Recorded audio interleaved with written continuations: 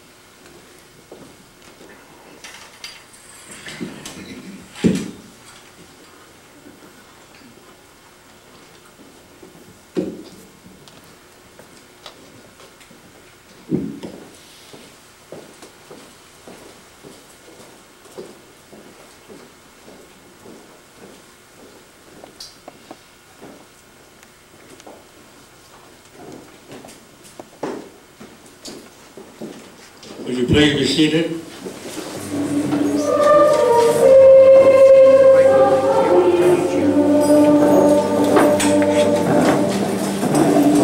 Corporal Danny Franklin.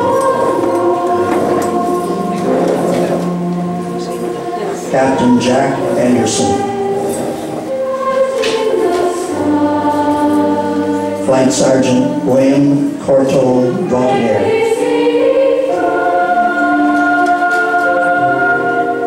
Private Victor Erie.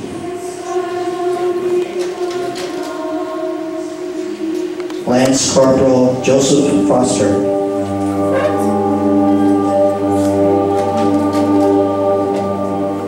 Private Vendel Rido.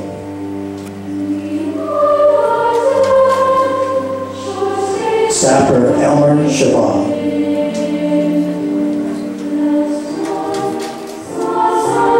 Flight Sergeant Charles Stewart.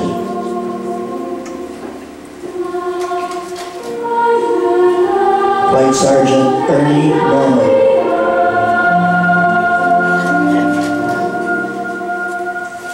Flying Officer Gordon Booth. Private Armin Nadeau. Flying Officer Manley Fraley. Flight Sergeant Brian Christ. Warrant Officer John York. Corporal Floyd Bowers. Private Henry Dubuque. Corporal Albert LaRice. Lance Corporal George Daniel.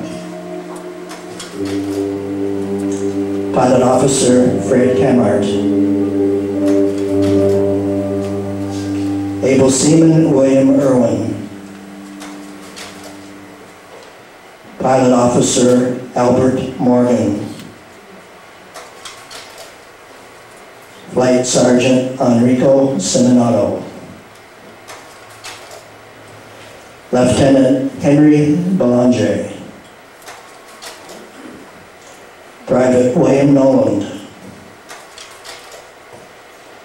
Private Ronald Richards. Private Willard Shipman. Gunner Edwin Wright. Lance Corporal Jack Hewer.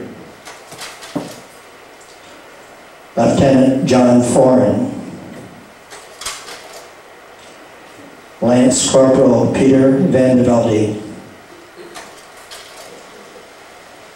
Private William Martin. Pilot Officer Alfred Dickinson. Stoker Wallace Horley. Private William Fish. Corporal Douglas Smith. Private Frank Sheff. Sergeant Howard Turner. Able Seaman, 2nd Class, Charles Altman.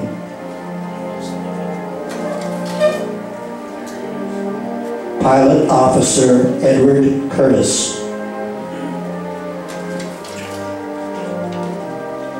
Private Earl Judson.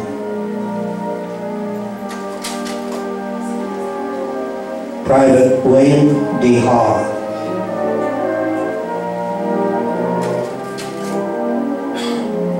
Private Orville Turner.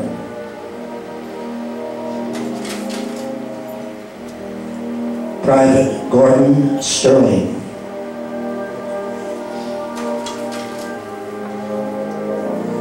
Able Seaman Calvin King.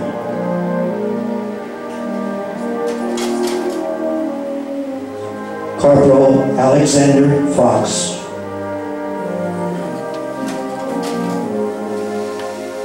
Sergeant Gordon Gahuli.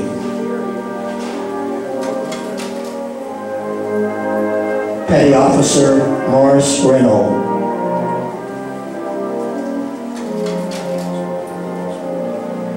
Flight Lieutenant John Hart.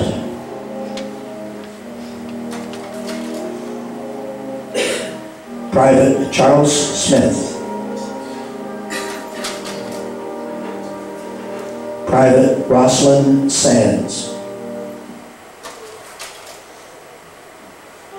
Trooper Lawrence Hayner. Lance Corporal Anthony Scott, Korean conflict.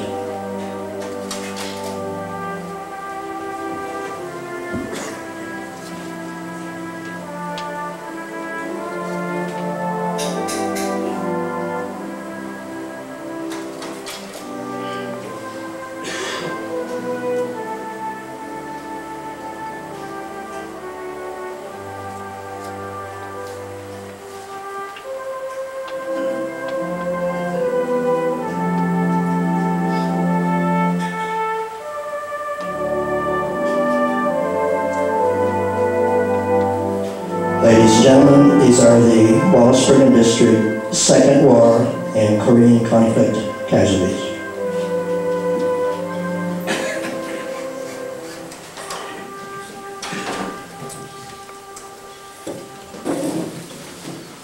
President Mann, head table guests, ladies and gentlemen, fellow Rotarians. It gives me a great deal of pleasure this evening to introduce this august body.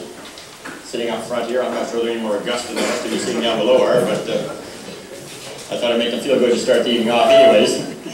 On my far left is Diane Daly, who is the recently inducted president of the local legion, the Branch 18 Royal Canadian Legion. She was inducted on the 1st of June, so she's only been 12 days into office, so she's new at this game, but she's well decked out. We're pleased to have you here this evening, Diane. To her right is John Butzer, who is the publisher, owner of the Chamberlain Mercury Printing and Standard Press, a Wallaceburg boy, and from what Al Mann tells me, he is responsible in, not for the writing of, but for the printing and of this book this evening. And when you see it, you are going to be astonished because it is truly a masterpiece. So John Butzer is the man responsible for making Al's words look so nice in print. Immediately next to him is Al Mann, who does not really need a whole lot of introduction to anybody else here. Al's dad, Frank, was a long-time Rotarian. And Al, I think, inherited his interest in historical things from his dad. If you read at all, and you've lived in Wallaceburg for any length of time, you know this fellow by his face, by his words. Al is almost blushing, but a great asset to our community, as are all the Manns. And I would be remiss if I did not mention, not only did Al put in 6 years of his life, but probably 7 years of Errol's life as well. Errol, you don't want to turn around and let the people see where you're standing.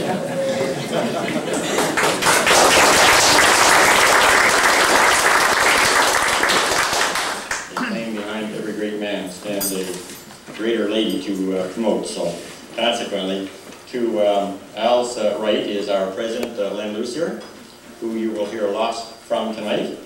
This is the second time around in the presidency for Len, and he and Betty have been very involved in the community over the years. Sitting next to Len is a gentleman that needs very little introduction as well, Marcel Beaubien, who is our MPP, the member of the provincial parliament for our riding, Lambton, Kent, Middlesex. Marcel was very instrumental in helping us procure the Trillium Foundation grant, which went towards publishing this book. So consequently, we're very pleased to have you here this evening as well, Marcel. And on his right is another local character by the name of Davis, Pat Davis. And Pat's day job is to make Marcel look good, because there's always people taking shots at people in any kind of authority at all. And unless you're the size of Chip or Tom, sometimes it's difficult to avoid them. At any rate, Pat is our first vice president of the Rotary Club.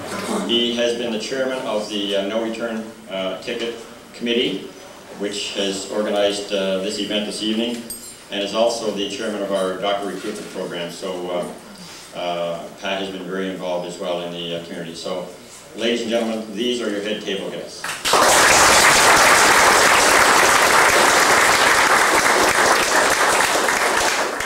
Now, at every Rotary meeting, we stand to toast the Queen. So, if you could, I would please ask you to raise your glass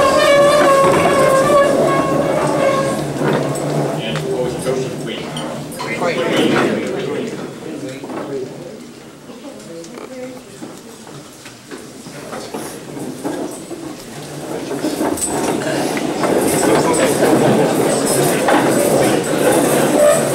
Thanks, Carl.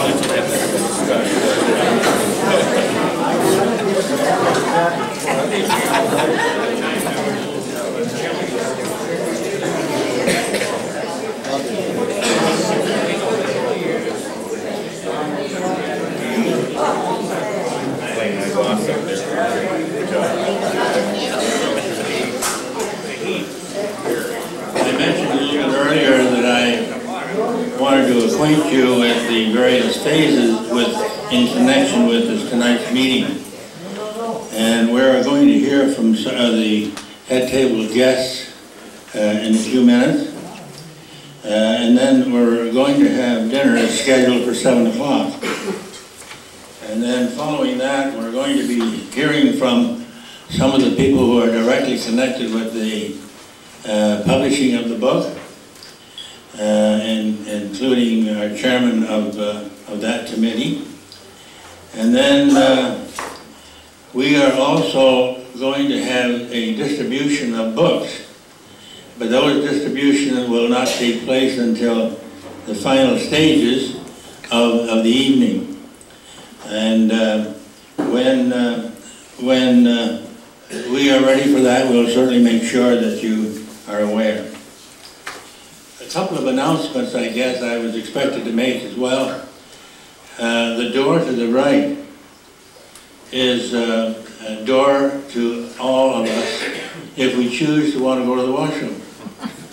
And if you just go down and turn to the left after you get in there on the left-hand side, you'll notice that there's washroom facilities for both men and women. So if you need the facilities, they're there.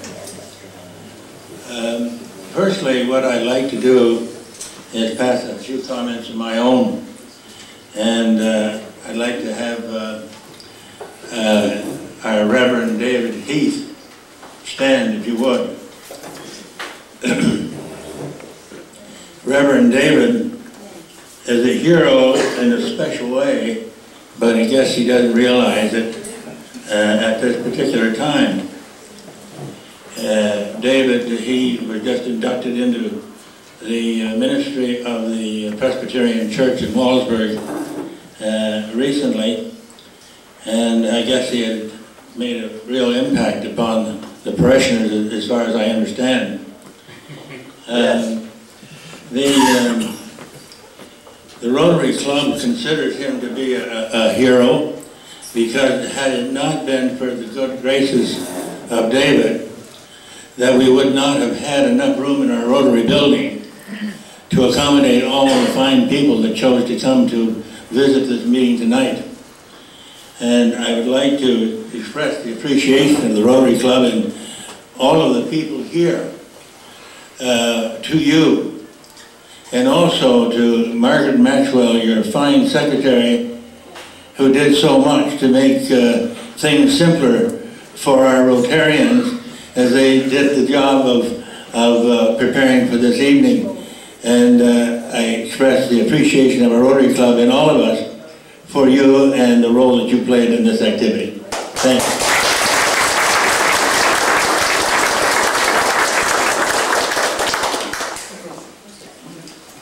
Also, when we come to the meal, we've got Robert Jordan.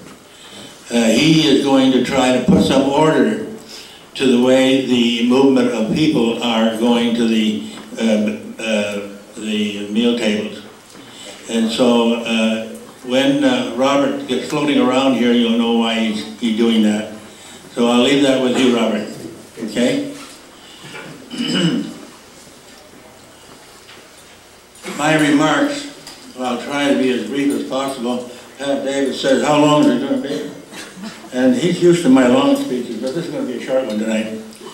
But anyway, seldom we seize the opportunity to do something worthwhile when it comes by.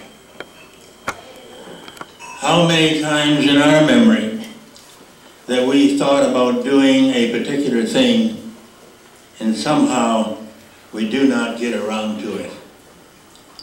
Well, tonight we have a fine example of an activity that needed doing, and that person did get around to it. Our man of the hour devoted untold hours and anxieties in pursuit of a goal which at times must have seemed out of reach. After 6+ odd years, Alan approached the Rotary Club of Wallaceburg to help him with the final stages of a worthwhile project. However, that was not the last step, even though it was an important one. Then came, how do we get it published? Our Vice President and Chairman of this committee, Pat Davis, said he knew someone who might be able to help with this project, and this he did.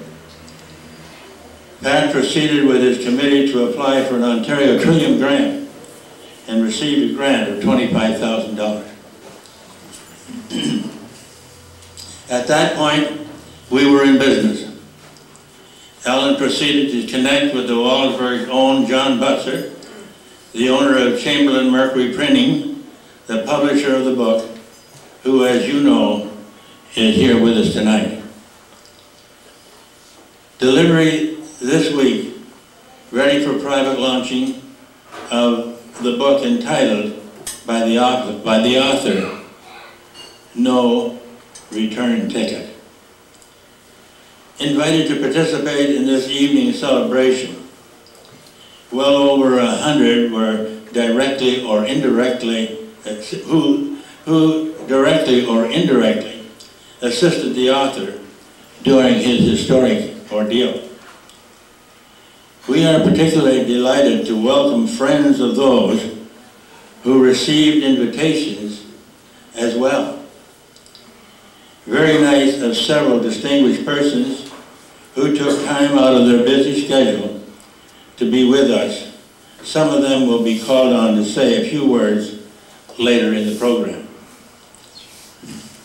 Particularly happy to have Diane Daly, the new president of Branch 18 Royal Canadian Legion, along with the Legion Honor Guard, who got our meeting off to a good start. A minute to explain tonight's souvenir program. Comments from officials and the sing-song before dinner. I guess we're going to have to sing before we have a chance to eat. Phase 2 is going to be comments from principals involved directly with making this night possible. Even though the color guard is called upon to close the meeting, it really will not be the end. We will feature the distribution of books entitled No Return Ticket as the final closing of this meeting. In an attempt to accomplish this in an orderly way, a chip card was available to all persons who are entitled to a free book. That chip is to be handed to Alan's assistant at a designated location.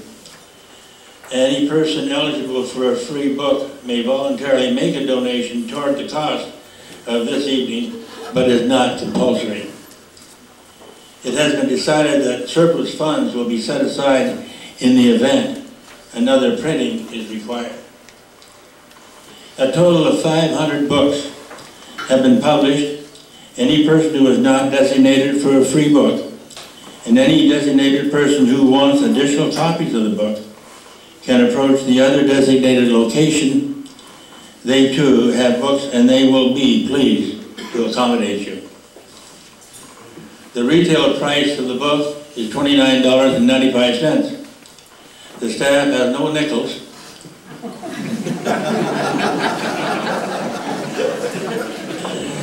And we'll be looking for $30 or more.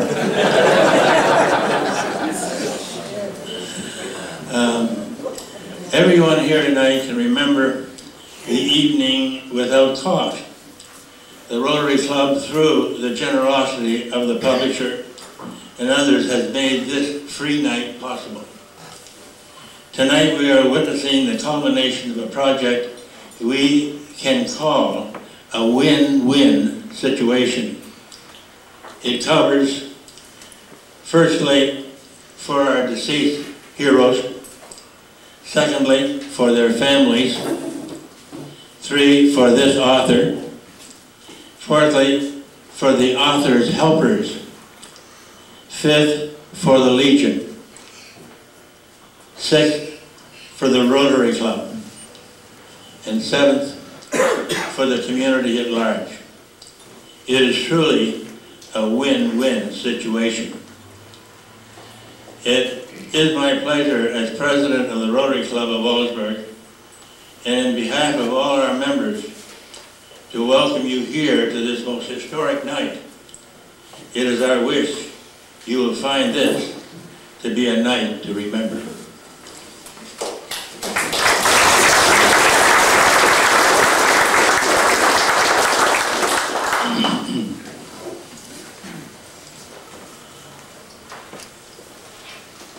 I'd like at this time to invite our member of the legislature, Marcel Beaubien, to pass a few comments.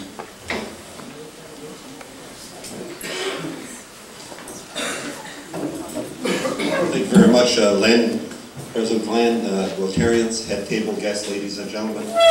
It's a pleasure for me to be here tonight to bring greetings on behalf of the province, and as Len mentioned, he says to bring a few words, so my comments will be brief. But I would also like to recognize Al and his family, and certainly the Legion members for being here tonight and to take this project on. There's no doubt, I'm sure the task was challenging, I'm sure it was daunting at times and probably frustrating. But Al, I think you should be proud of the product you have here tonight, because as the program says, many of these young people, and I'll quote, they fought bravely for freedom to defend democracy, but fate dealt them an unkind hand. And when we look at the pictures that we saw tonight, these were some of the bravest, some of the best young people that went to war. We should never forget that. Also tonight, I would like to recognize a young lady in the audience, Gert McClure, who gave me the inspiration to introduce a bill next Thursday in the House, a private member's bill, dealing with an issue that is close to the hearts of the veterans, certainly the ones that are around here tonight. So Gert, if you could please stand up.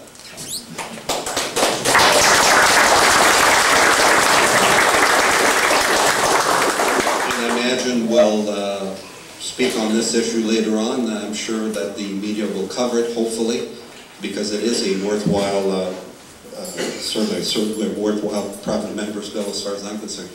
Also tonight I would like to invite two young ladies, because we have a big plaque that I would like to present to President Mann and certainly Al Mann. I would like to invite Sandy Brandel, who's with the Trillium Foundation, and Marilyn Mann, if you could come forward please, and we'll present this plaque. Because without these two young ladies, I think it would have been more difficult to obtain the $25,000. So I certainly appreciate your support.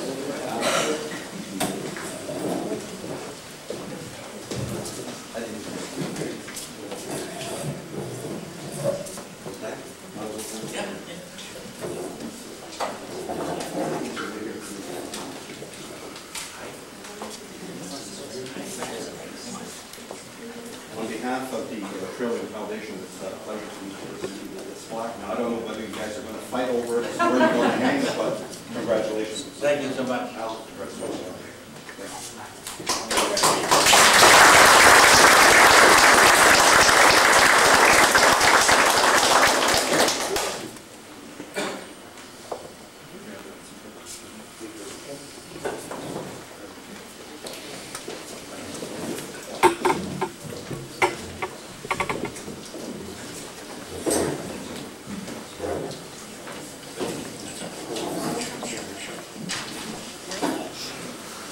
Next, we had expected that our mayor would be with us tonight, but instead of that, she decided to send some big guy over here. Some people we all know.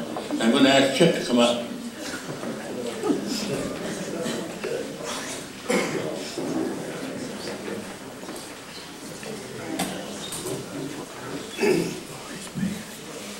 Thanks, President Mann, our head table guests, certainly all our friends and relatives from far away that came to be with us, and certainly recognize the Legion. And this is all one thing we'll never forget, at least we never forget, is certainly we want to make sure that this book is in recognition, and certainly go to people that will show off their youth to make sure that we won't forget.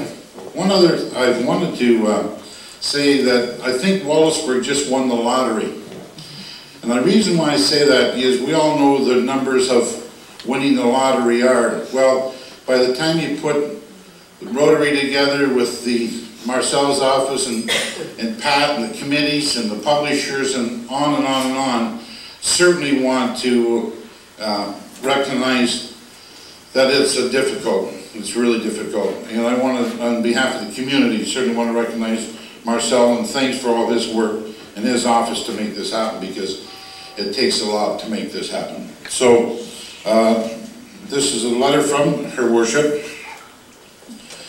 Dear Mr. Mann, on behalf of the Council and our colleagues, I would like to take this opportunity to extend our congratulations to you on the launch of the newest book, No Return Ticket. Your commitment and dedication throughout 6 years of research to reproduce the histories of the war veterans from Wallaceburg community is commendable, and I am certain that the efforts will be greatly appreciated by the families and the citizens in the community. Best wishes for much success in the future, Mayor Diane Gagné. Al, thank you so very much for all your dedication. Thank you.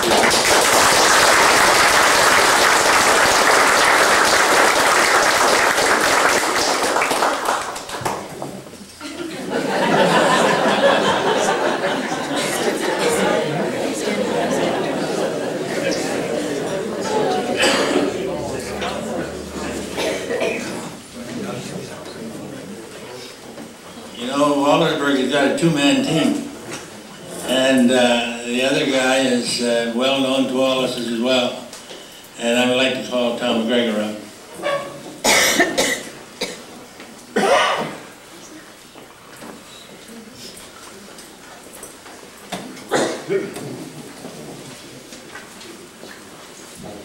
Thank you, President Mann, and good evening, ladies and gentlemen. I've been a member of Rotary for many years, and it's always a pleasure to be back at Rotary. I haven't been here for a long time. But there's some things about Rotary you never forget, and when you see Len kind of cozying up to the mic and saying, I'm only going to be a couple minutes, you get that shudder in your stomach.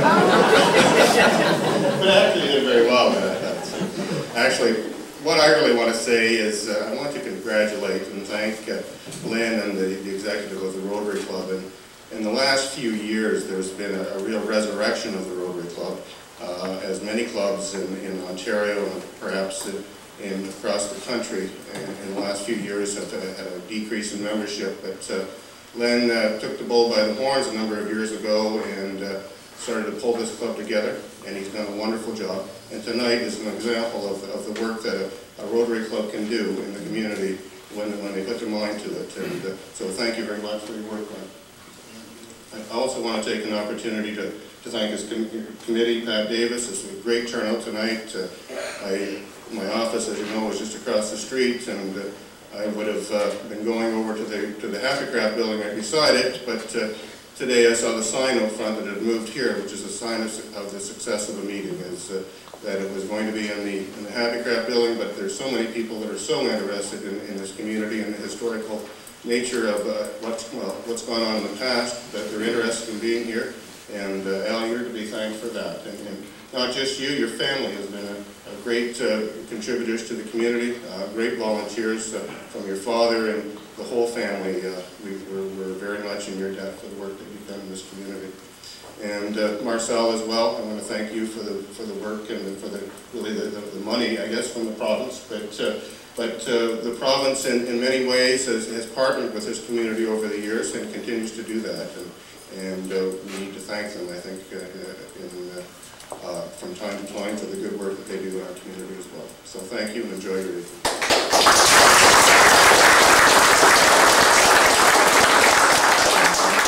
Thanks, Tom. I wonder if I could call on Diane Daly, our new president of the Canadian Legion here.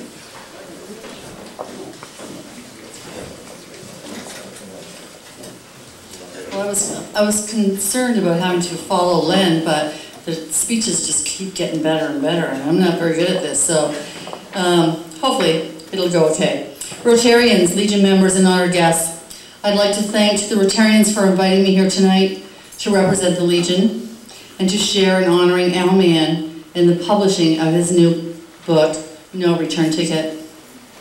Several years ago, Al approached the Legion to see if we were in a position to help fund the production of a book about the forgotten war veterans.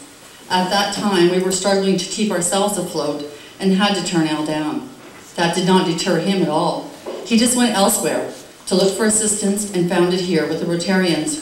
For that, we are all thankful. Without all of you, we would not have this wonderful book about our veterans. For all your work and dedication, the Legion members and myself sincerely thank you, and I'm looking forward to reading it. Thanks again, Al.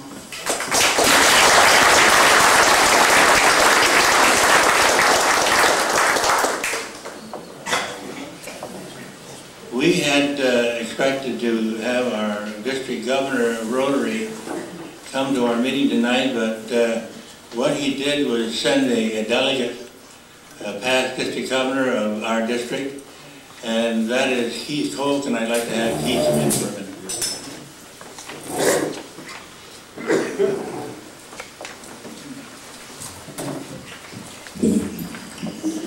Thank you, President Lynn.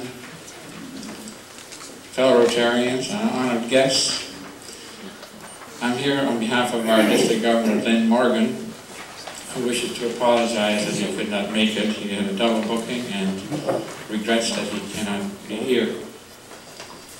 He is much aware of what Rotary does in this town, and wish to congratulate the Rotary Club for the many things that they're doing in this community, and especially this time they're working through the Trillium Foundation and many organizations and people that were involved with this accomplishment, and wishes to congratulate Alan on his achievement. And the book and the whole occasion here is very fitting, because it exemplifies and amplifies what Rotary is all about. We promote peace and understanding throughout the world, and I think also this is part of something that is for the future of many generations to come, and a lifetime gift. And again, congratulations, and hope you'll get into the second and third and fourth printing. Thank you.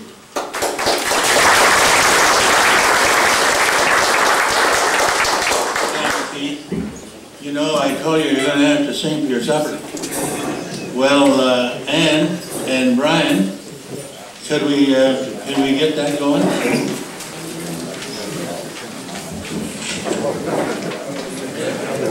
Earlier I went around and put at the head of the table you'll find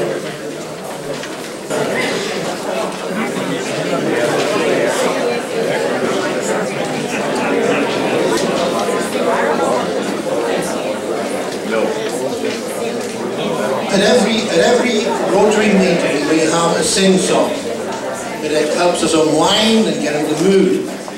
Tonight, in honor of all of those people that are here now, those that gave their lives and those that survived and came back, we have picked songs from the Second World War. And you probably know them all better than I do. So the first one we'll sing off is All the Nice Girls Love a Sailor.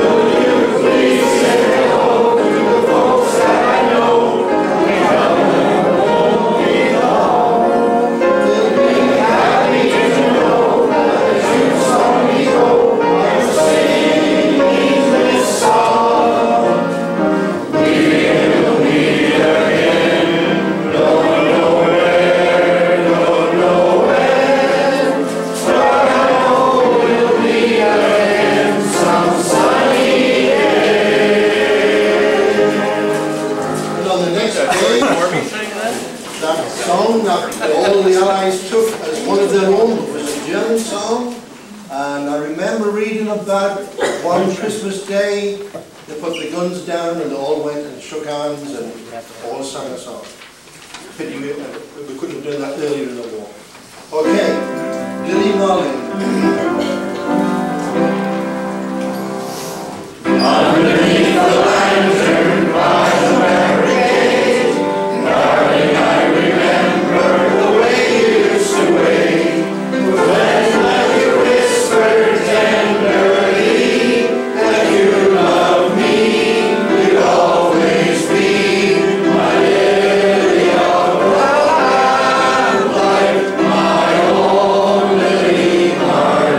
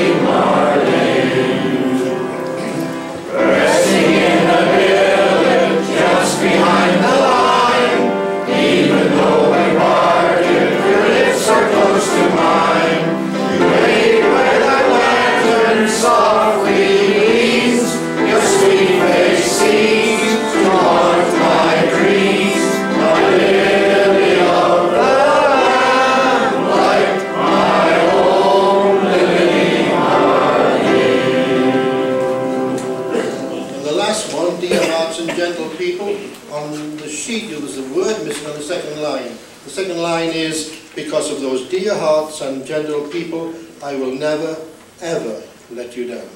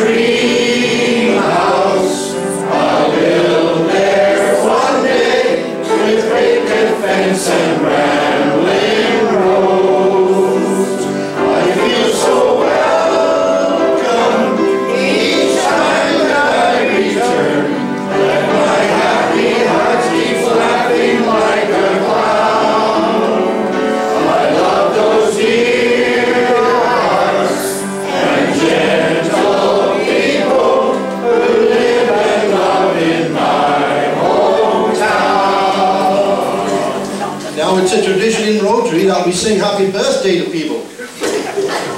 But we don't have a birthday, so you're right out of it. But what we do,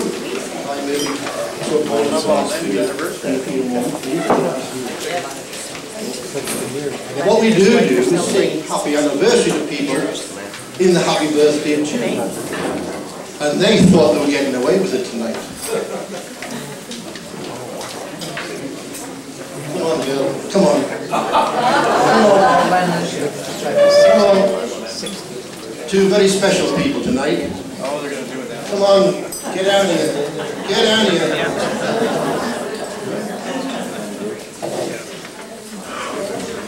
President Len and his dear wife here, Betty,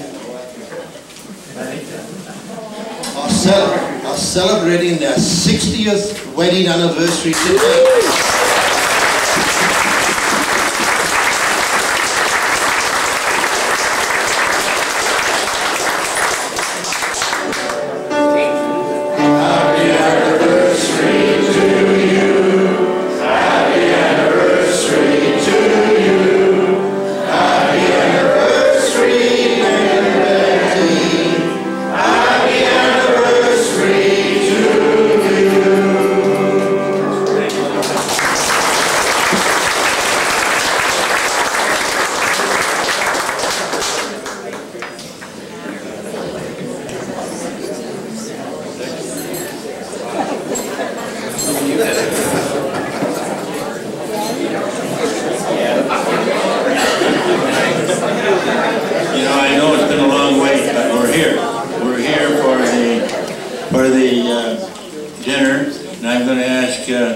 our chairman, Pat Davis, to say grace.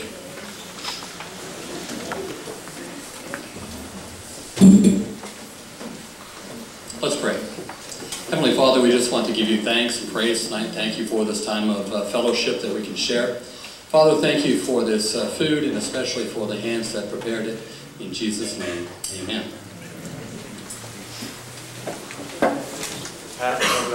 Robert, you're on.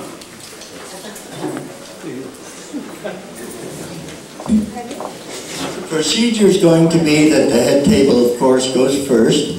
The food is ready, and then as I come to your table, you will go and eat, and but not until I get there.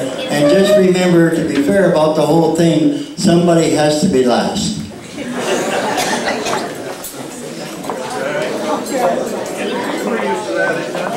All the time. I never seem to get the first name.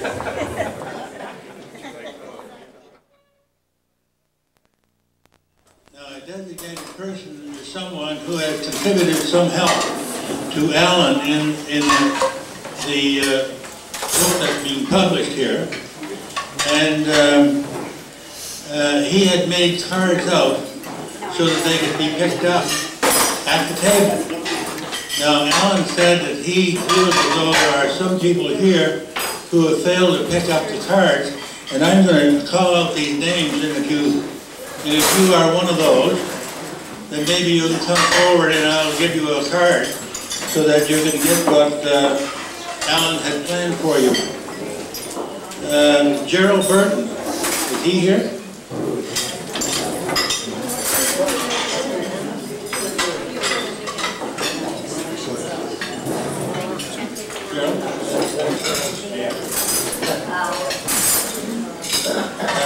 Doreen Laird, here. Doreen Laird.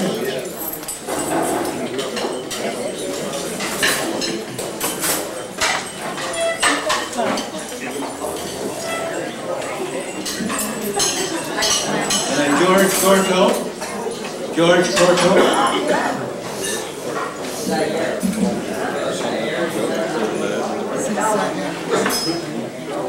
Is there Marjorie Workman here?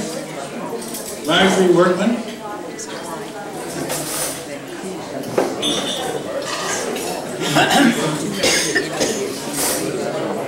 There you are, George.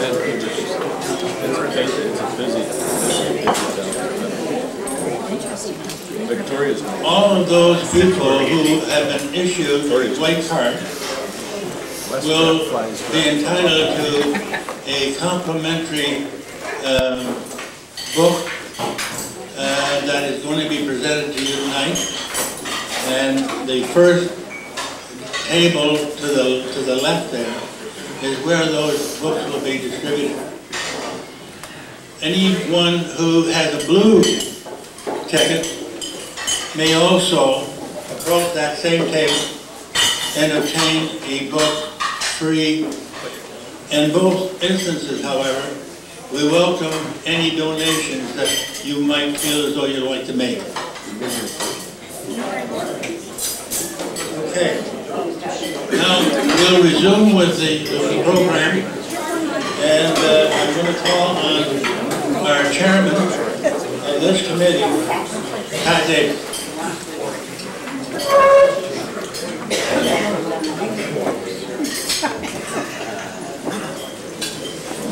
Well, good evening.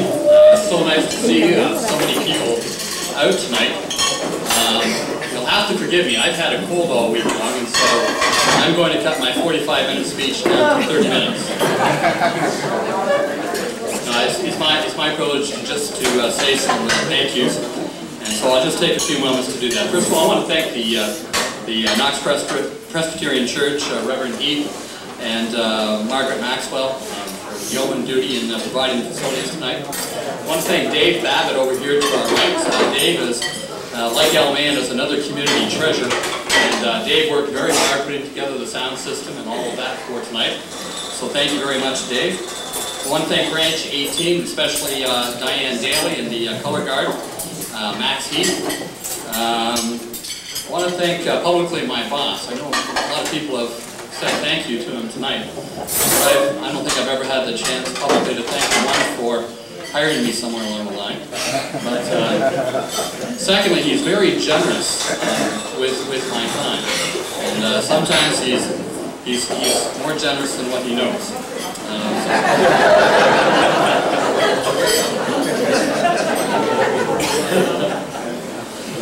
I want to acknowledge once again the Trillium Foundation and Sandy Grindle, who has been such a tremendous resource, not just on this project, but on a number of projects for our community. Core 12 comes to mind, and there was a recent project at the Legion, so we're very thankful to her and to the Trillium Foundation for their participation. I want to thank the other members of our committee, Harry Nicholas, Ross Robertson, Herman Geethorn, our photographer, who does so many things for us. I want to thank Kim Densmore, who's our caterer every week at Rotary, and did such a terrific job tonight. Kim, thank you.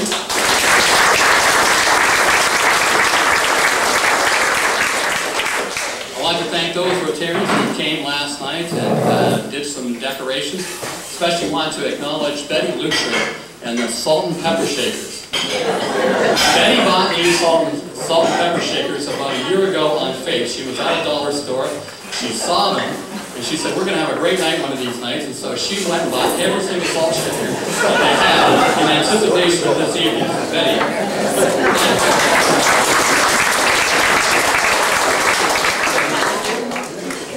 I want to thank Al Mann. Al truly is a treasure to our community, as the Mann family have been. It was just about a year ago, I think, when Al came to our Rotary Club and made a presentation on the research that he was doing. And we were really moved. People in my generation, we haven't had to face war. And I think because of that, we have a deep and abiding gratitude and appreciation for those of you that did, and for those who served and did not come back. And so it was an exciting opportunity for the Rotary Club to be involved in this project. We want to thank Al for allowing us to do that. And you're going to see the work later on tonight. It's a tremendous piece of work, and the town of Wallaceburg certainly owes a great deal to Al and the Mann family.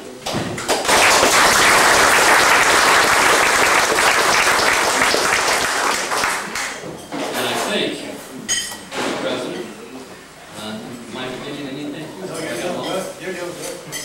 Thank you very much, and I hope you all have a wonderful evening.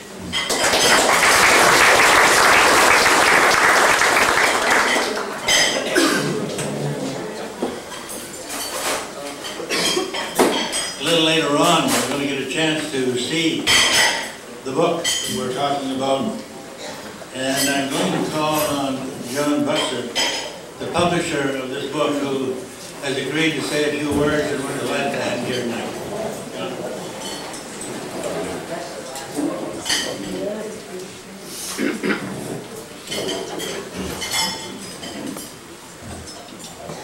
President Lynn, Mr. Chairman, distinguished at-table guests, Rotarians, and friends. It's been indeed a pleasure to work with Al. Our family goes back a long time, and actually Al was a teacher of mine in 1962, and you know, I think he was also a teacher at Chips at one point in time. And we knew that he was a great person as a teacher, and he's a great person as an author, and as has been referred to tonight, as a gem of the community. We were lucky to work with his dad for a number of years.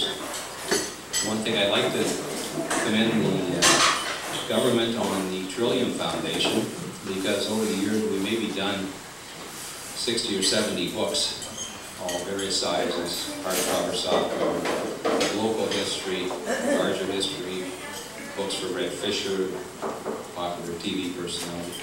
But what we're finding is that for every book that we do, we likely have 10 or 15 or 20 people come in to see us about doing a book about something that's important in the community, but they have no way of fighting us. So every time one of these people don't get to publish, how much history are we losing because of that? So it's very important that we have some way of allowing some funding to be in place to help these people tell their stories. Now, I guess maybe from some of the questions I was getting from Diane, what goes into publishing a book? Well, the first thing that happens is Al gives me a phone call. So I've got some more information I think we're going to put together another book.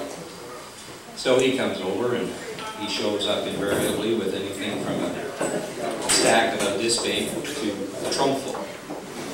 This time he had a trunk full. So we're trying to decide how many pages this book is going to be, how many photos, and the binders. He brings them in a binder, and they're so full that when you open the binder up, 40 pages shoot all over the place. So you got to start picking them up, put them all back in order again. But Al and I are familiar with how each other works.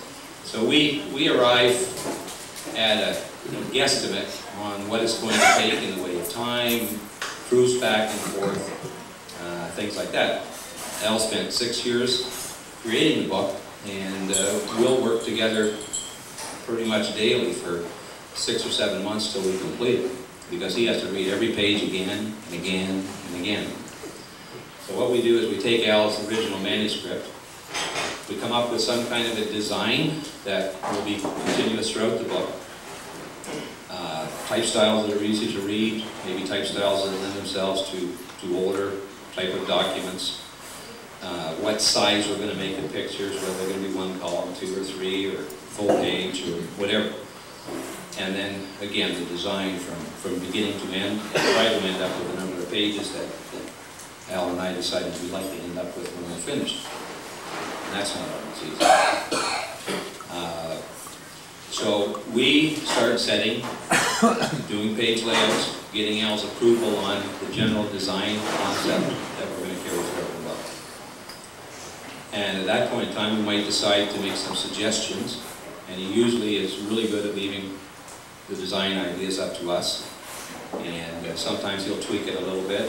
Sometimes he'll point out something he likes better. So we always work together that way.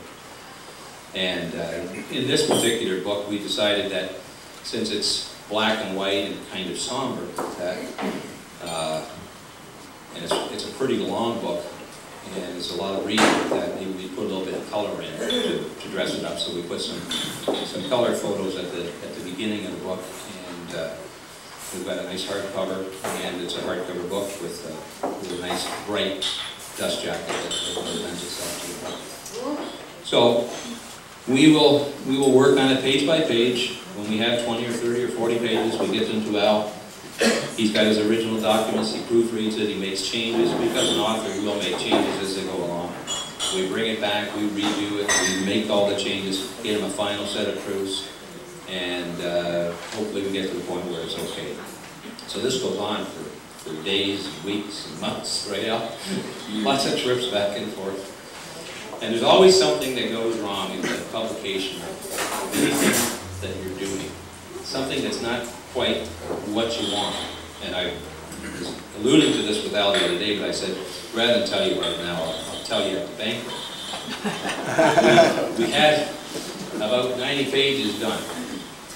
And Al had okayed it, and we were working on the rest of the book when these wonderful computers, this hard drive just crashed, lost everything. Sent it down to Toronto. Is there any way that you can open this? Can you recover this? Oh yeah, we can always do that. Except in this instance, they couldn't. So I'm going away for a month, and all of a sudden Al realizes that Brad, my son, is getting involved. All of a sudden he's bringing pages over. He's bringing the pages a lot faster than what I was. While I was away, they had to work day and night to redo the first 80 pages and get all the rest of the book together before I got back. So that's why you saw so much of Brad. So at any rate, we recaptured everything that we had his original proofs, and the rest of the book went along. Once the book is all set and Al's okayed everything, then we go to We go to negatives and we go to plates, and we decide how many pages we're running at one time, what kind of signatures, what size. We coordinate all of this with the binder so that we're doing things the way that they want.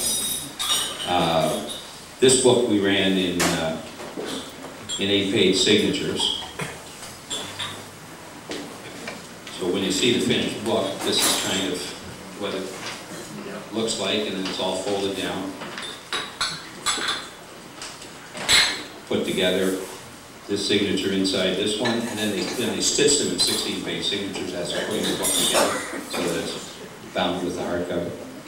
Then you have to coordinate getting the front cover foil design done ahead of time, so that when the book gets to the binders, he's already got his plates and everything to make his foil, so that it's so then basically at that point in time, it's simply a job for the binder to put the book together, and our part is done. Al's okayed it, and we're just waiting to see what the finished product looks like.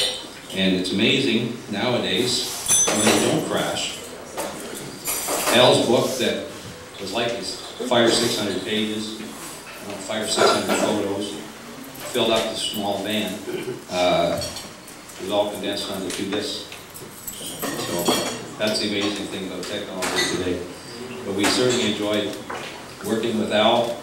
We like being part of the community, and we really appreciate the work that the Rotary and the Legion are doing on this project. Thank you.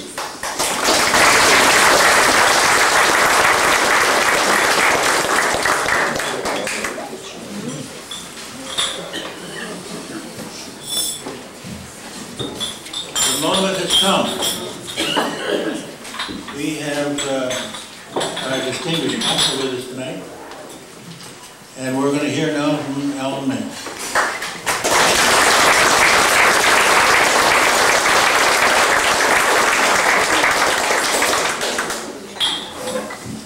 Ask Brad what he told me, John. Good evening, ladies and gentlemen.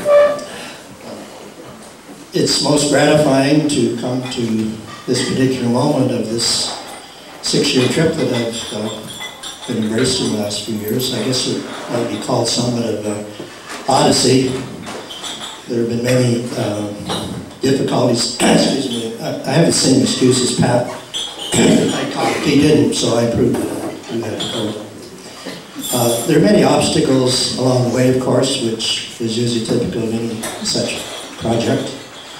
But all in all, it was the most gratifying journey that I've made. I've met many wonderful people, and of course many of you are here this evening.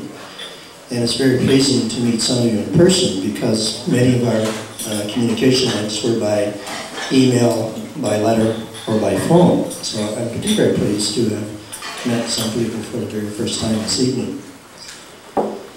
I found when I met with many of the next of kin, still the hurt, the separation, the sadness, and even bitterness is still there after all these years. And I really appreciate those of you who have contacted too, that you've allowed me into that sanctity of hurt that's still there. So I really appreciate you sharing with me what you were able to do to help me along the way. I most certainly have some appreciations to put forth this time. Most certainly, you people who have assisted me, and there are many of you, I certainly would hesitate to single out any individuals at the chance of leading someone else, so I certainly won't do that, but please accept my thanks for your wonderful support to allow me to reach my goal. We're just an hour or so away from having the book in hand, and I hope you will find that my work satisfies you as well. And thanking people and groups, most certainly Wallaceburg Rotary, who took me in and embraced me and accepted me in my endeavors to get the manuscript printed. And that followed, of course, the Trillium Foundation, and most certainly Marcel Beaubien and the Trillium Foundation. As has already been mentioned, projects like this would not be possible without the funding. Any more money left for another project?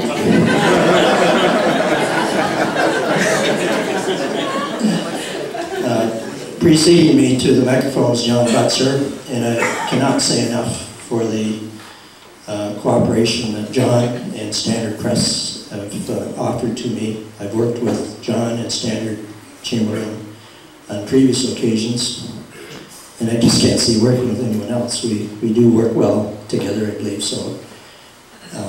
John, when we met in one of the early meetings, I told John, you are the professionals, and here's the material, and I'm counting on you to enhance it in any way that you feel that you could.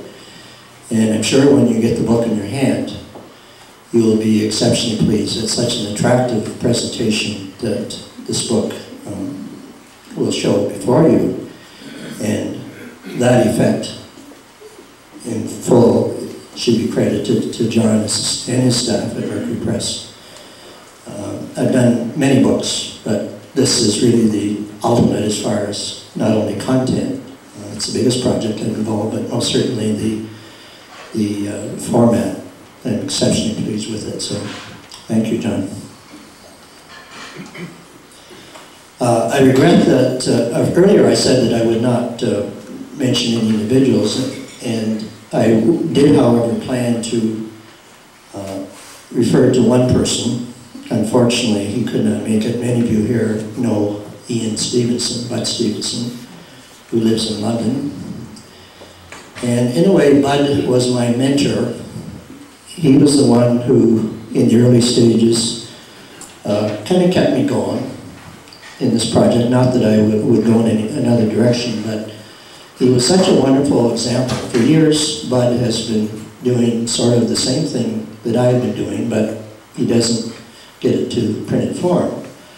But I couldn't have done this project without Bud's assistance and his prodding now and then, and the wonderful example that he has made over the years. Bud and I have been friends for quite a while, and those of you who know Bud know what kind of individual he is.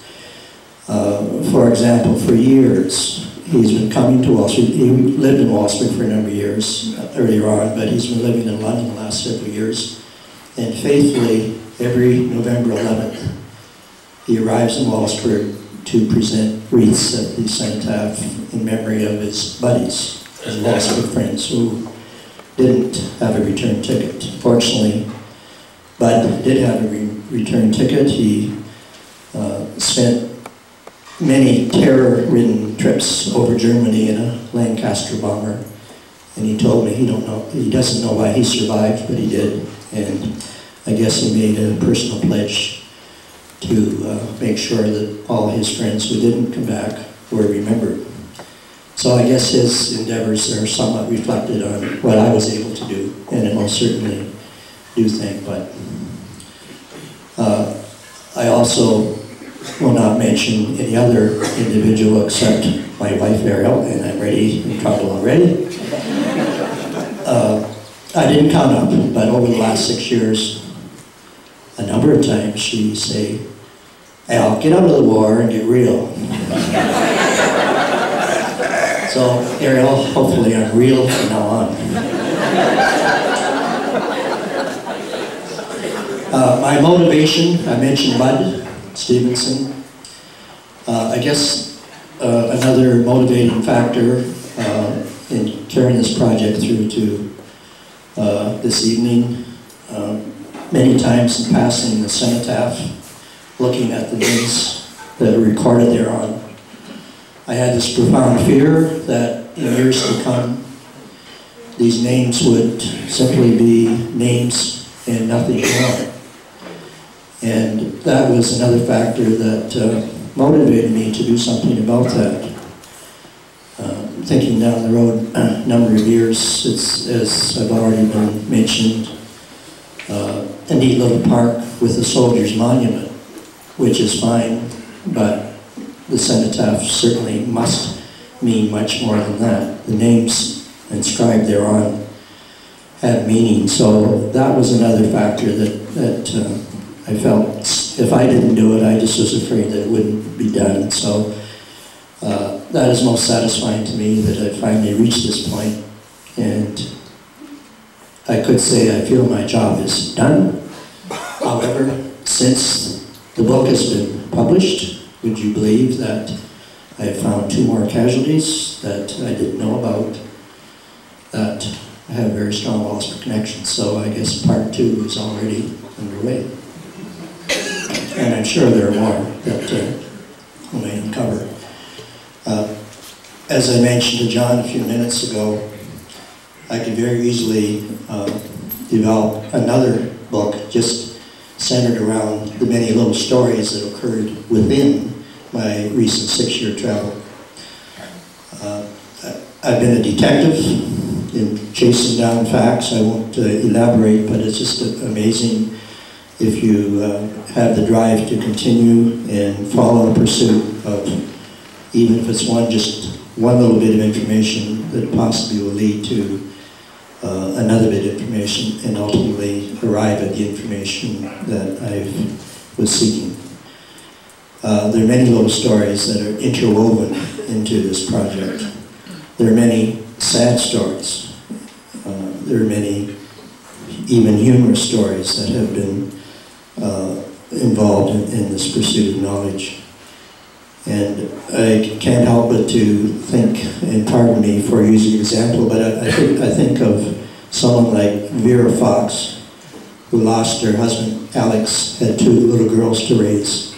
She's here this evening with her 2 daughters, and those stories just really are very important to me. And I hope, for example, in the case of the Fox family, that you have something to remember your husband and your father in printed form that you can pass on to other members of your family.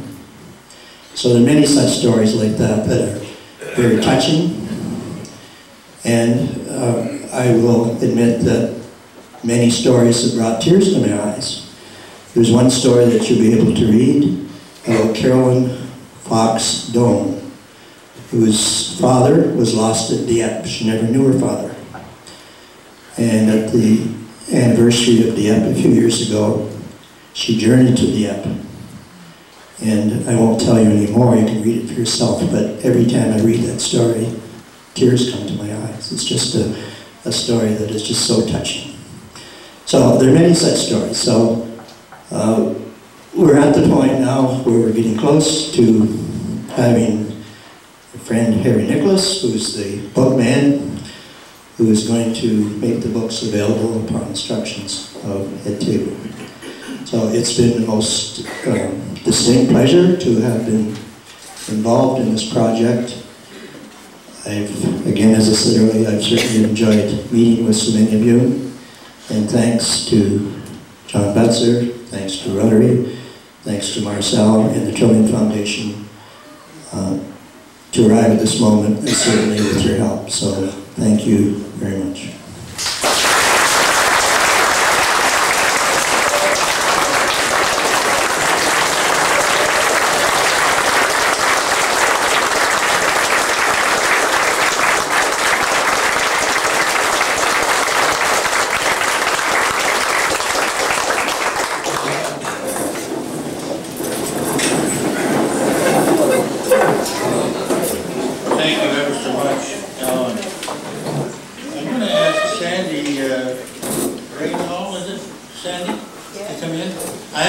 Card for you. Would you come in? Okay? Now we're getting awfully close to the time where we're going to.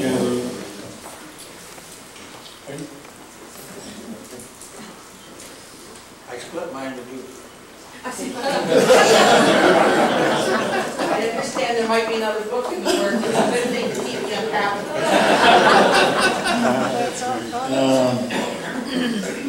Anyway, Ellen had decided, along with the Rotarians, to listen to some of the concerns that want to be expressed by some of those persons here. And I know from the responses that we've got that there are a number of people who would like to share their feelings with us. And I'm going to turn the program over back again to Alan so that he can carry on that portion of the meeting. Subsequent to that, then I will come back to the microphone, and then we will then make preparations to distribute the books following the work of the Canadian Legion. So Alan, if you come forward, please.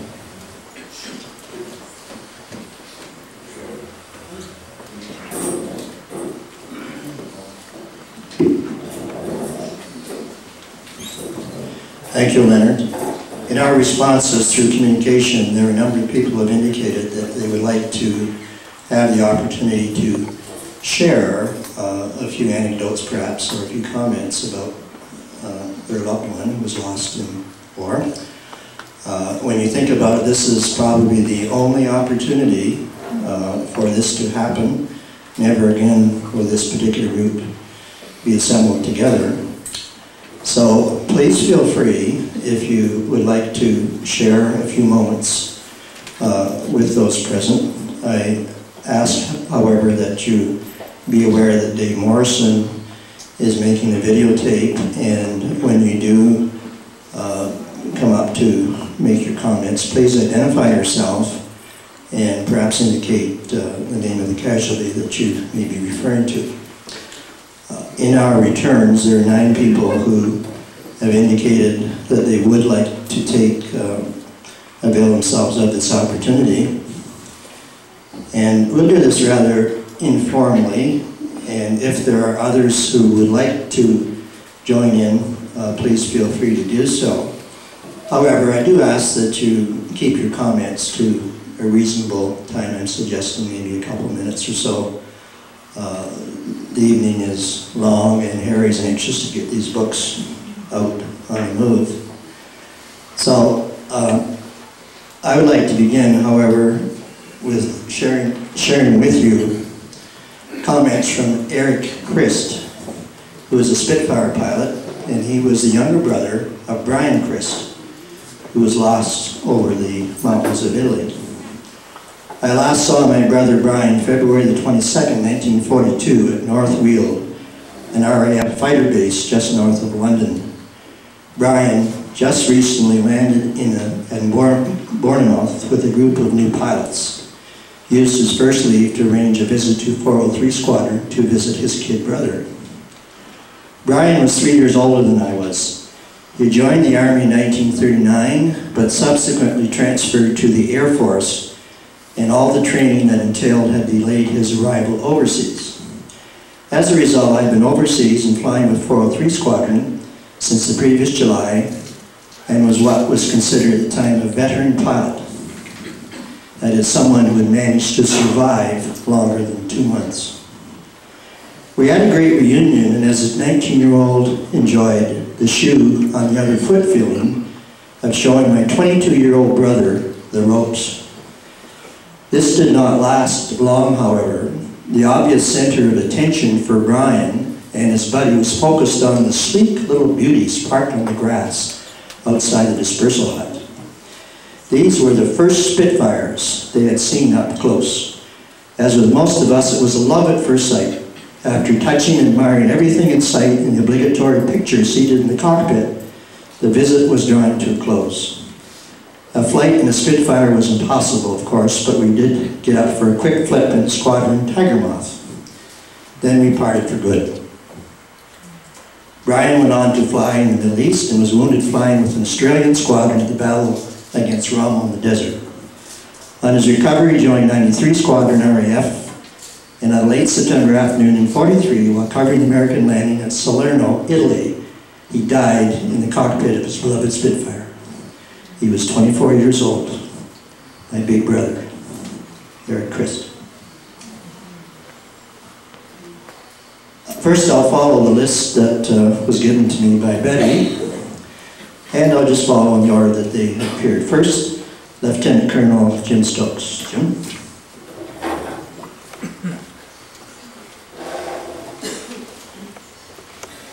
Thank you, Al. I'm representing Clifford Stokes, a lieutenant from Sombra, Wallaceburg, and from Berlin, which is now Kitchener.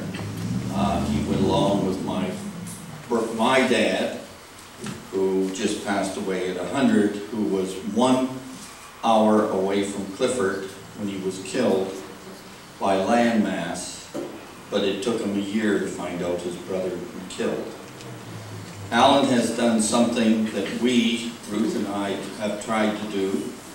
When we were overseas, we went and visited Clifford's grave at the Battle of Maricourt, the Regina Cemetery.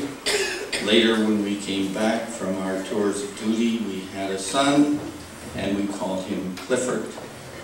But those of us with First World War veterans in our families are becoming few and far between, as many years from now will be the Second World War families. And I think Alan has done a wonderful service, something that we will all be so proud of, because we know they will be remembered forever. Thank you.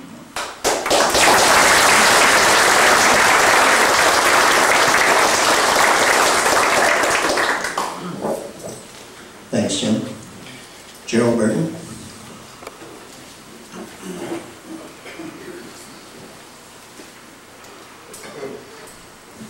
This will be short and sweet because I took time to write it out first. A lot of memories came flooding back. I would like to thank Rotary, the Canadian Legion, Alan Mann in particular for this opportunity. I was 7 years old when World War II was declared, and 13 years of age when it ended.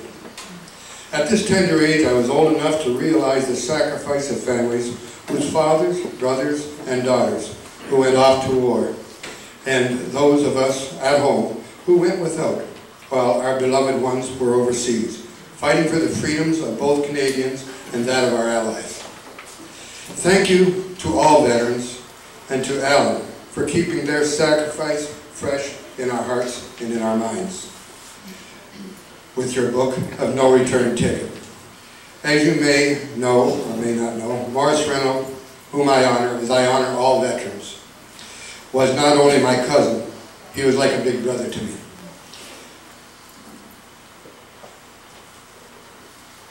He was just one of those fellas that didn't have a return ticket.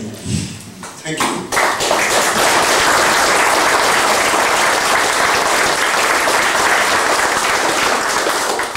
Thanks, Joe.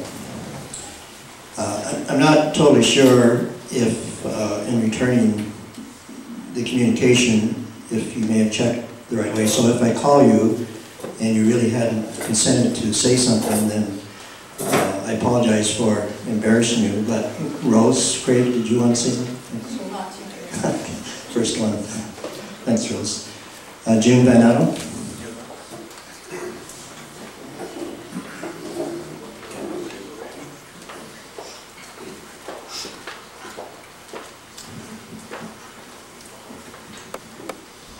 My Uncle Fred Raymond grew up on a farm north of Wallaceburg. He came from a family with 6 siblings who worked together on the farm, and one of the characteristics of their family was that they loved to have picnics together. While still a young man, he had the opportunity to work on a gravel boat, and he enjoyed that. He came home one summer. He was out in the field with my dad during haying season, and Dad looked over, and he could see that Uncle Fred wasn't paying any attention to haying. He was intently listening because he could hear the whistle of the boats out in the St. Clair River. And Dad said, he'll never be a landlubber again. He'll never ever farm Sombre Township clay. He had the opportunity to make 2 trips across the Atlantic and then began to sail with Imperial Oil on the north-south route. My dad tried to dissuade him from continuing during such dangerous times, but Uncle Fred was determined that he was going to continue with the Merchant Marines. His boat, the Victorlight, was torpedoed on February 11th, 1942. Currently, during wartime, when there's war casualties by means of satellites on our TVs, the casualties are brought right before our faces, almost before families even know. We're told all the details, but not so at that time. Information wasn't released, and days, weeks, and months went by. and no one knew what had happened to my dear Uncle Fred. During these months, the family began to fear the worst. False rumors raised their hopes, but they were dashed to no avail. The official news did not arrive until after the war had ended, and forever changed them. I'm told the family picnics they had became few and far between. My grandma and grandpa couldn't talk about Uncle Fred anymore. It was as though his life was a closed book, a book that you couldn't open because it hurt too much. So I sincerely want to thank Al Mann for opening that chapter of a closed book and allowing us to again hear the story of my Uncle Fred. My grandparents could never share that to us, and I want to thank you. Fred Charles Raymond story, No Return Ticket, is a treasure to our family. Thank you.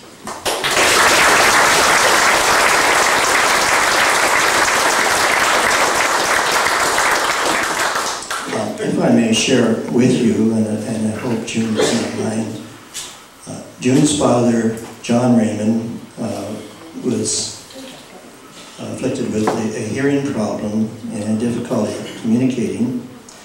And I approached June, indicating, of course, I was seeking information. So in order to get the information from June's father, John, we went over to his home, and I asked the questions. Joan would typeset the questions on a computer monitor. John could see the question, and then he answered. That's how we communicated. Most amazing form of seeking and receiving information. Thank you, Jim. Floyd Horley. Floyd, would you like to say a few words? Floyd is someone I just met for the first time this evening. Floyd lives in Fort Gratiot, that's Port Huron. I'll bring the microphone down to you, and I'm very pleased to be able to have met Floyd and his wife tonight. Floyd?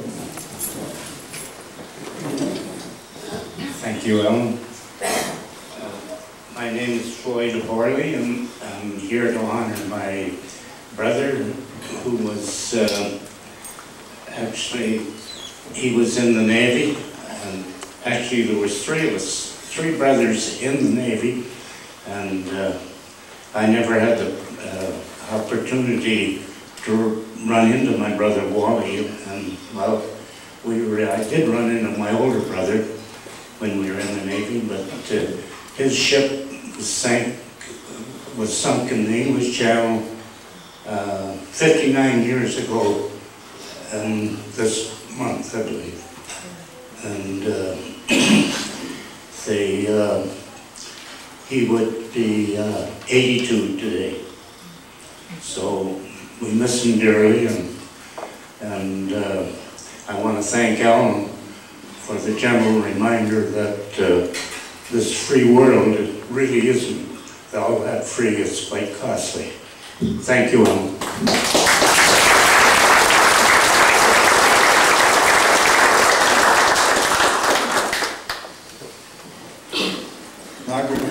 Marguerite Moody. Margaret, would you like to say a few words? Margaret lives in Sterling Heights, Michigan. She and Elmer are from Wallaceburg area originally, and we're pleased to welcome them back to Canada.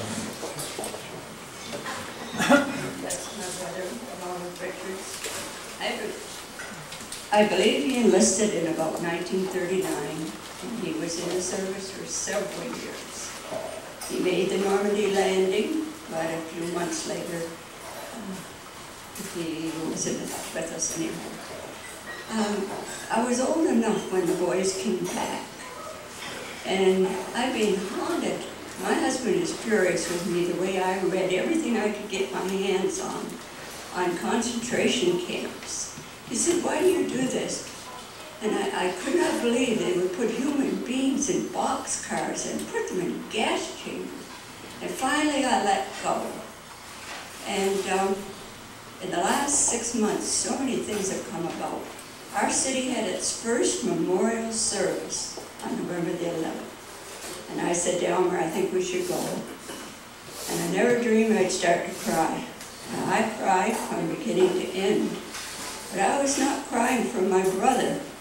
I cried for those veterans standing there, and I knew what was on their minds. I cried for the young students standing there and having an 18-year-old grandson. And I can't explain why I started to cry. And then some of the answers are coming back. About just a few weeks ago on TV, there was a program on the returned German prisoners. And different men made comments, and one man said the only way they could keep their sanity was to look ahead and never look back. I could never figure out why none of the soldiers that returned ever came up to me and said one word. Never. Rita Gerd, who married Floyd Monroe, and she told me about 2 years ago how my brother died. I never knew all those years. So they gave all their tomorrows so we could have our todays.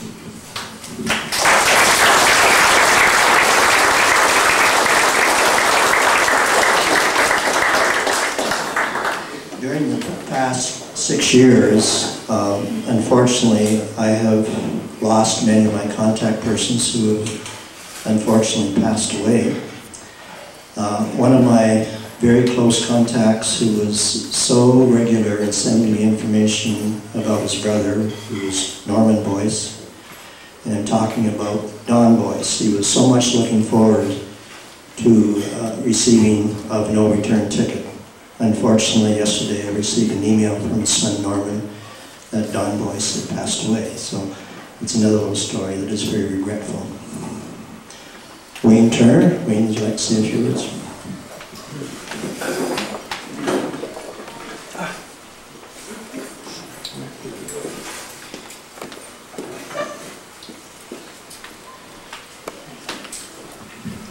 I'd like to thank Alan, the man, for doing this huge task. I just can't believe someone could do this he did. Why this is important to me. I had a brother lost, Howard Turner, and when Alan and I first collaborated about this project, somebody in the news years ago, probably in 1944, listed my brother killed in France. Well, we got talking. Well, he wasn't killed in France at all. He was killed in a little town of Turnhout, Holland, right on the Belgian border. So Ellen told me how to fix this. We wrote to the War Department. I got his service records and read them and gave Al the information. And he wanted to see it because he wanted this book to be authentic. So anything you read in this book, I've never seen it. I am tonight.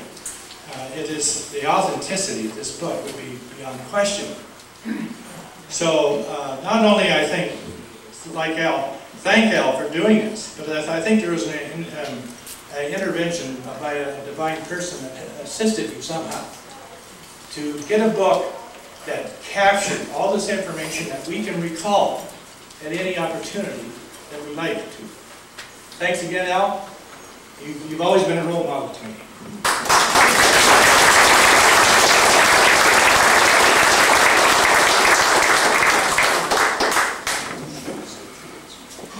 I don't think I can.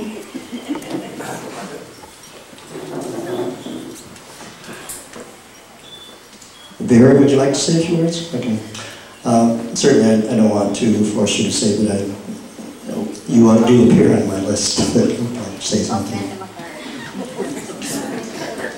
I'd like to call upon Glenn Curtis to share some thoughts with us.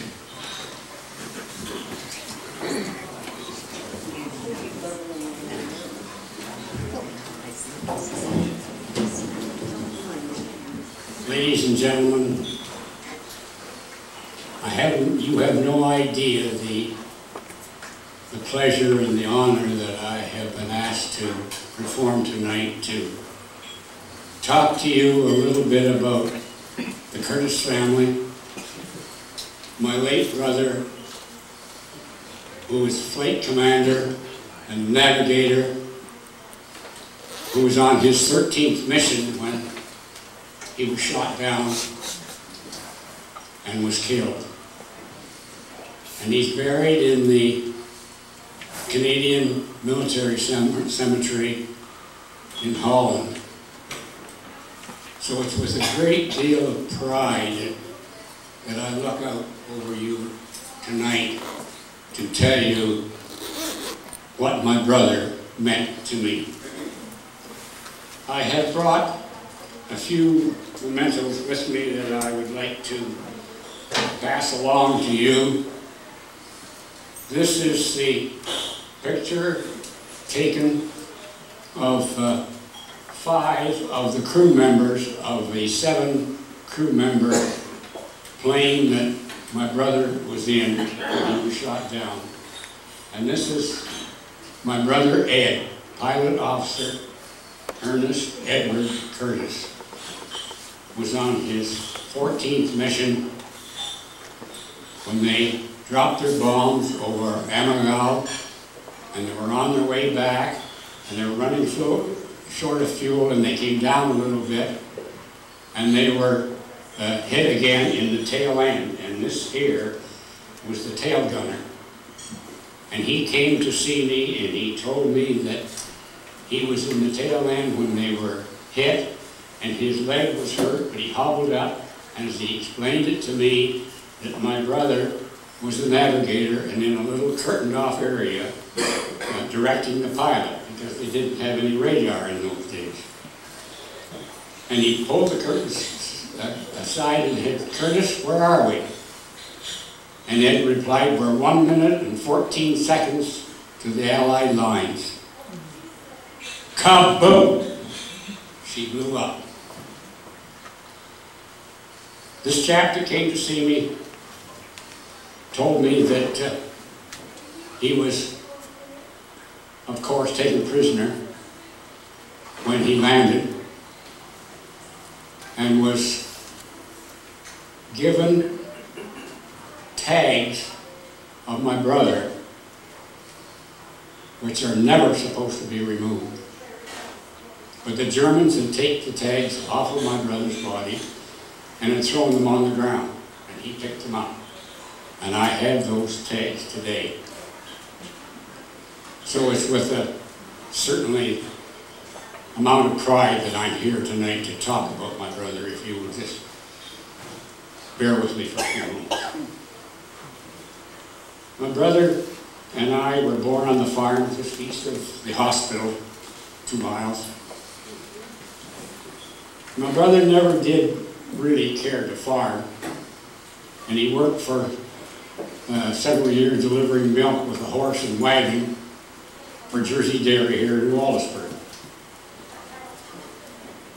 And then when he got his call to the army, or to the military, he was going to go. He did not want any farm leave or anything. He said, "I want to serve my country." And it's with pride that I look out here tonight that he served our country. It was very, very sad the way that things turned out. My father was born in England, and all of my relations on my father's side were in England. And Ed, my brother, went to see many of our cousins when he was in England, and he got very, very close to one female cousin, Kathleen Cooper. And she was being married, and Ed was invited to the wedding. The wedding day came, and no Ed. Kathleen was alarmed because she knew what could have happened, because she knew that if there was any way possible, he would be there. But it happened that he was shot down the night before and was unable to go. So that is what I stand here tonight to be so proud of, what has been accomplished with our family on 78 Highway, 2 miles east of the hospital. And I ask you all that you remember these people, their sacrifices and what they have done for your life and my life. Thank you very much.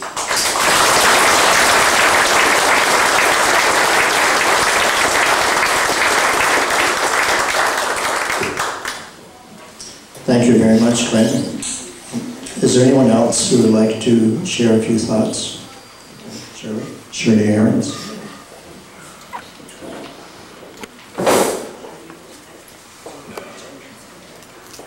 My name is Shirley Aarons. My husband is William. And he is from Holland. His father operated a farm in North Holland. Perhaps some of you vets were on this farm, I don't know. But his dad never met anybody, but he let them sleep in his barn. When the war was, the Germans, one night, and then they were across the border into England. When the Germans came to the farm, they proposed to shoot the family. The Canadians had landed there, which liberated North Holland. And perhaps some of you gentlemen were there, I don't know. May the 7th. May the 7th. But thanks to them, he's sitting here. He would have been dead. Thank you.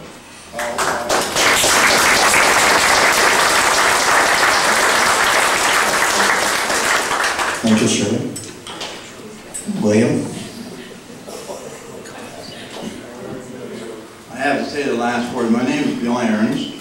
I'm born in northern Holland. My father, they found the papers after the war. He was supposed to be shot on the 26th of May, 1945, and we arrived in Wallaceburg, 26th of May, 1952. Thank you.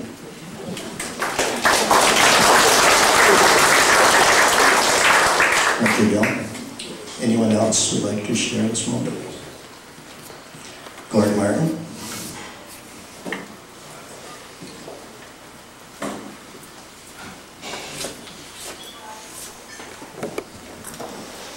I'd like to share just a couple of thoughts. My name is Gordon Joseph Martin. Sergeant Gordon Joseph Gilhooly was my uncle. I never met the man. I was cheated that privilege. But God only knows what he was cheated of, and the rest of his family was cheated of. I'm just damn proud to have his name. I was told in grade school that I looked very much like him. I had one teacher that continually called me Gordon Gilhooly. At the age of 21, I received a card from this teacher. I was long out of school by that time. It was addressed to Gordon Gilhooly. Wallaceburg Post Office delivered it to me.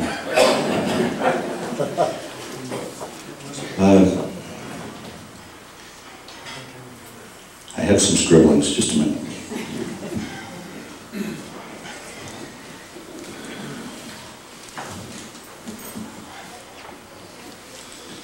When our mother died, my brother Pat's here with us. The whole family is definitely proud of Uncle Gordon, but Pat's here too. When our mother died in 1975, it was a request that she be buried with one of the most treasured articles she possessed, and that was the last letter from overseas from her brother Gordon.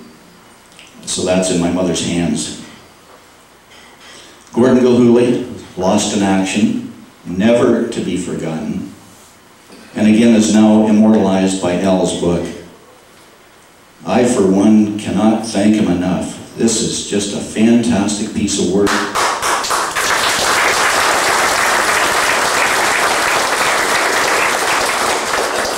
All of Wallaceburg should be proud, because I'll bet there isn't another town that's got an author like Al or a book like this. This is great. I'm looking forward to passing copies on to my youngsters. I don't want them ever to forget. And I want to, besides Al, I want to thank everybody here that's contributed something towards this book, because I've read the Mann historical files ever since I could read, I believe. Read Al's father's things. I was born and raised in Wallaceburg. I live just outside of town, but you're not going to get me too far away from Wallaceburg. I'm proud of this place. And I intend to read this book cover to cover and probably a multitude of times. So I thank everybody else that's contributed towards this book, because I'm looking very much forward to reading about some more heroes and your loved ones. But Al, I just can't thank you enough.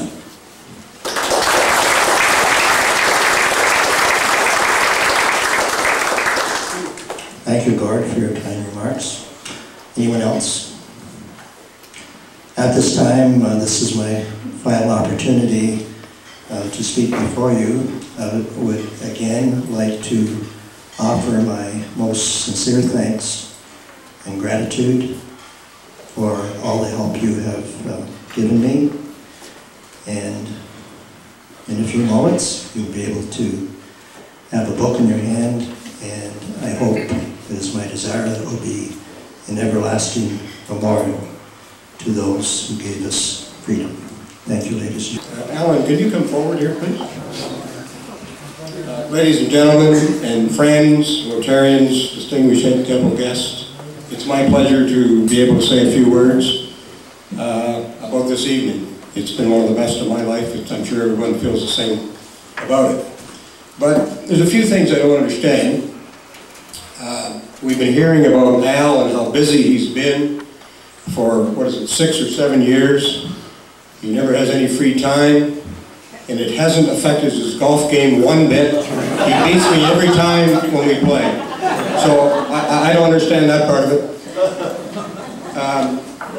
But Al, we would first like to compliment you for the excellence of No Return Ticket. I got a chance to flip through a few of the pages. The detail of the events of the war, with supporting photos and stories, is truly amazing. Not hard to see why it took 6 hard-working years to produce it. Al, your family and friends in this community and throughout southwestern Ontario are extremely proud of you and what you mean to Wallaceburg. For those survivors and families of those men and women who gave their lives, many of whom are in this room tonight, I cannot imagine how you feel about Al's efforts. Al, we wanted to get you a memento of tonight's celebration. This was a toughie. Like most of us middle-aged or better, we have everything. We know you like to read. So we decided on a book produced by a famous local writer in handsome hardcover. What's special about this is it's your book, Al, and it's autographed by all the people here tonight. In case you forget, it's called No Return Ticket.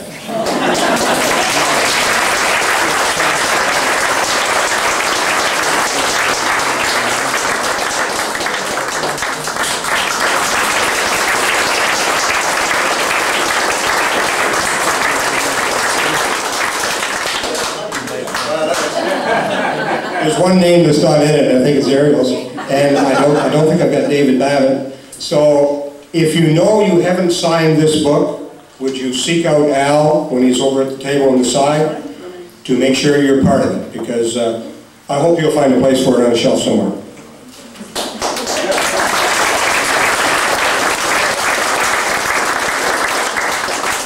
I said a moment ago I wouldn't be speaking again, but of course I've been forced into this.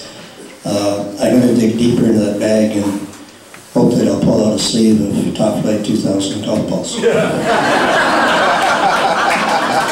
In all sincerity, thank you, Don. I appreciate the gesture, and I don't know what to say when you get a copy of your own book. Let's I don't know where I'll put it. Sincerely, I do thank you.